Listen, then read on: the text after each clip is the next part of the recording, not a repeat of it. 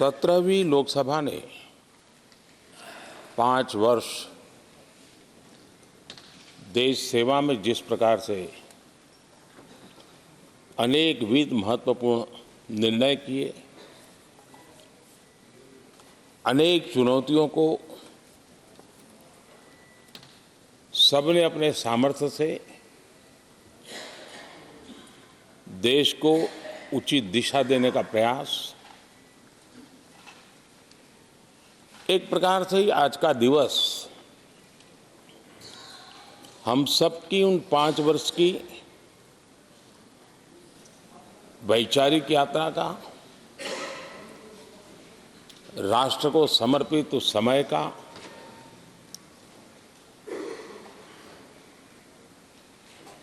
देश को फिर से एक बार अपने संकल्पों को राष्ट्र के चरणों में समर्पित करना ये अवसर है।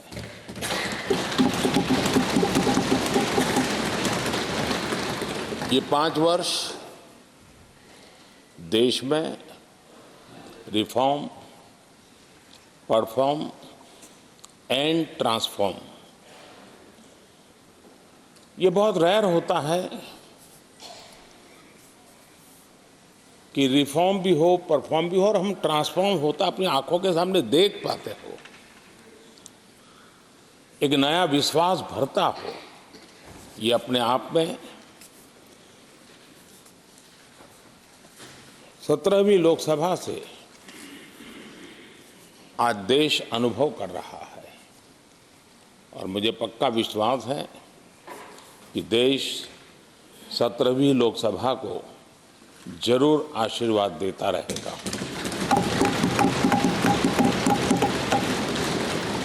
इन सारी प्रक्रियाओं में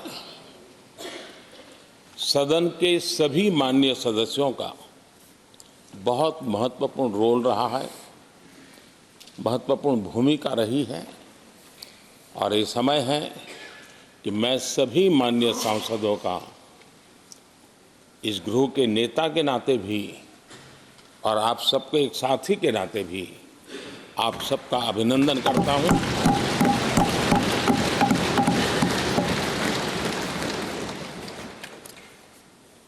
विशेष रूप से आदरणीय अध्यक्ष जी, मैं आपके प्रति भी हृदय से बहुत बहुत आभार व्यक्त करता हूं।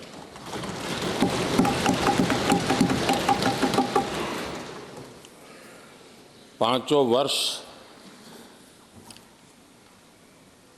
कभी कभी सुमित्रा जी मुक्त हास्य करती थी, लेकिन आप हर पल आपका चेहरा मुस्कान से भरा रहता था।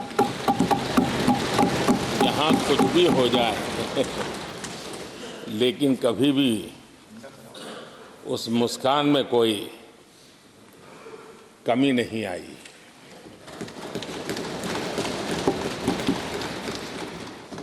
अनेकविध परिस्थितियों में आपने बहुत ही संतुलित भाव से और सच्चे अर्थ में निष्पक्ष भाव से इस सदन का मार्गदर्शन किया, सदन का नेतृत्व किया।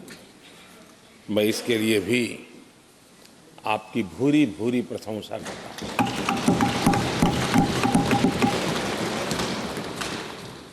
आक्रोश के पल भी आए, आरोप के भी पल आए, लेकिन आपने पूरे धैर्य के साथ इन सभी स्थितियों को संभालते हुए और एक सूझबूझ के साथ आपने सदन को चलाया, हम सबका मार्गदर्शन किया। इसके लिए भी मैं आपका आभारी हूं। आदरणीय सभापति जी, इस 5 वर्ष में इस सदी का सबसे बड़ा संकट पूरी मानव जात ने झेला।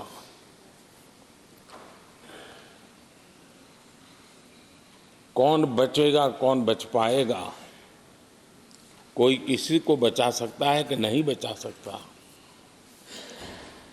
ऐसी वो अवस्था थी।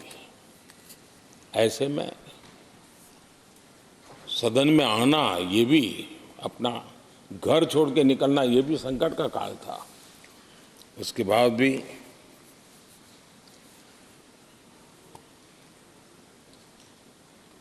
जो भी नई व्यवस्थाएं करनी पड़ी, आपने उसको किया।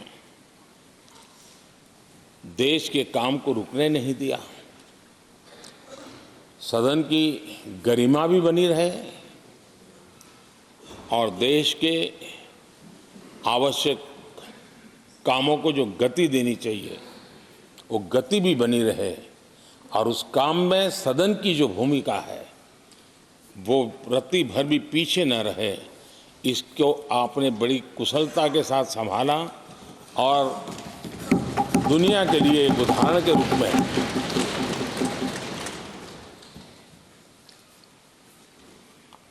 आदरणीय सभापति जी, मैं माननीय सांसदों का भी इस बात के लिए आज एक बार आभार व्यक्त करना चाहता हूं कि उस कालखंड में देश की आवश्यकताओं को देखते हुए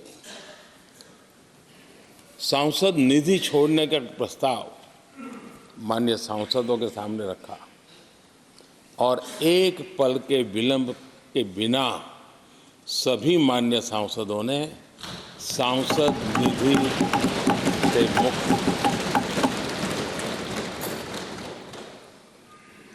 इतना ही नहीं,